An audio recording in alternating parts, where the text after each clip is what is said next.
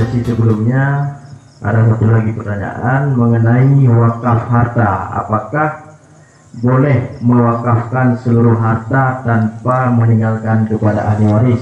Kemudian, apakah boleh menghibahkan harta tanpa meminta izin daripada wali? Jadi ada dua macam tentang masalahnya.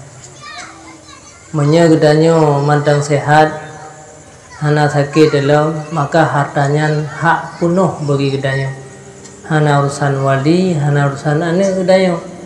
Maka silahkan tanyo untuk tak pergunakan sepuas-puas gedanyo. Kiban yang kehendak gedak tanyo. Hana berhak orang lain untuk pihak larang apabila gedanyo mantang dalam keadaan sehat. Tetapi apabila le gedanyo ka sakit, yang sakitnya jet ke meninggal, nyan baru nahak tentang seandaji le gedanyo ta wakaf harta mandum atau tahibah, nyan baru nahak geizin oleh wali ataupun hana geizin. Tapi dia tengok sehat-sehat, hana sakit-sakit apa yang penyakit yang jet ke penyebab bagi kematian, nyan silahkan hartanya milik gedanyo. Tapi bangka sakit nyan kanaruh hak orang-orang yang akan menerima pusaka. Yang kedua harta belum mati terus karena hak orang